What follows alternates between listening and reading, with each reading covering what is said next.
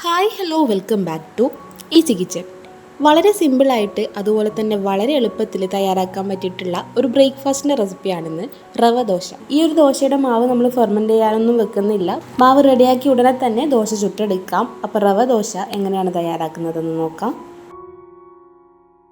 റവ ദോശയ്ക്കുള്ള മാവ് റെഡിയാക്കാൻ വേണ്ടി ഒരു മിക്സിയുടെ ജാറിലേക്ക് 1/4 കപ്പ് റവ ഇട്ട് കൊടുക്കാം. കൂടെ തന്നെ ഒരു 1/4 കപ്പ് തേങ്ങ ചിരവിയതും കൂടി ഇട്ട് കൊടുക്കാം. ഇനി ഇതിലേക്ക് വേണ്ടത് ചെറിയുള്ളിയാണ്. ഞാൻ ഈ ഒരു വലുപ്പത്തിലുള്ള 3 അല്ലി ചെറിയുള്ളി ഇട്ട് കൊടുക്കുന്നുണ്ട്.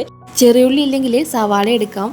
ഇനി ഇതിലേക്ക് 1/2 ടീസ്പൂൺ ചെറിയ ജീരകം കൂടി ചേർത്ത് കൊടുക്കാം. ഒരു 1/2 ടീസ്പൂൺ ഉപ്പും കൂടി ചേർത്ത് കൊടുക്കുന്നുണ്ട്. ഇനി ഇതിലേക്ക് 1 കപ്പ് വെള്ളം ഒഴിച്ചു കൊടുത്തത് നല്ല ഫൈനായിട്ടൊന്ന് അരച്ചെടുക്കാം. റവ ദോശയ്ക്കുള്ള മാവ് ഞാനിവിടെ നല്ല ഫൈനായിട്ട് അരച്ചെടുത്തിട്ടുണ്ട്. ഇത് നമുക്കൊരു ബൗളിലേക്ക് ഒഴിച്ചു കൊടുക്കാം. ഇതാണ് കേട്ടോ ഇതിൻ്റെ കൺസിസ്റ്റൻസി. നമ്മുടെ ദോശമാവിൻ്റെ ഒക്കെ ആ ഒരു കൺസിസ്റ്റൻസിയിലാണ് ഇത് അരച്ചെടുക്കേണ്ടത്.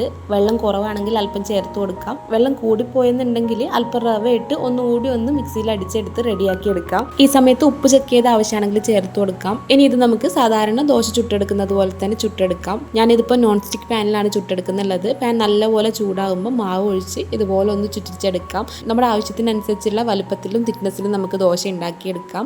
ദോശ പരത്തിയതിന് ശേഷം അടച്ചു വെക്കേണ്ട ആവശ്യമൊന്നുമില്ല. തുറന്നു വെച്ച് തന്നെ ഇത് കുക്ക് ചെയ്തെടുക്കാം. ഇതിന്റെ മുകളിലെ വെള്ളം ഒന്ന് ആറിയതിനു ശേഷം അല്പം എണ്ണ അല്ലെങ്കിൽ നെയ്യ് ഒന്ന് ബ്രഷ് ചെയ്ത് കൊടുക്കാം.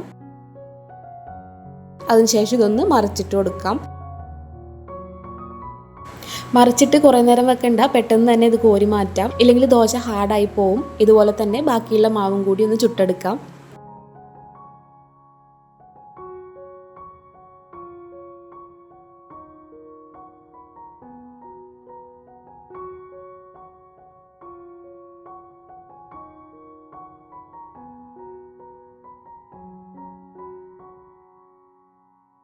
അപ്പം നമ്മുടെ റവ ദോശ ഇവിടെ റെഡി ആയിട്ടുണ്ട്. വളരെ സിമ്പിളാണ് തയ്യാറാക്കാൻ. നല്ല സോഫ്റ്റ് ആയിട്ടുള്ള ദോശയാണ്. കാണുമ്പോൾ തന്നെ അറിയാൻ വേണ്ടി പറ്റും.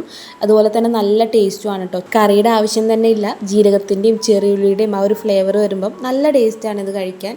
അപ്പോൾ ഇതുവരെ ട്രൈ ചെയ്ത് നോക്കാത്തവർ എന്തായാലും ഒന്ന് ട്രൈ ചെയ്ത് നോക്കണേ. ട്രൈ ചെയ്ത് നോക്കിയിട്ട് നിങ്ങളുടെ ഫീഡ്ബാക്ക് കമൻറ്റ് ബോക്സിൽ അറിയിക്കാൻ മറക്കരുത്.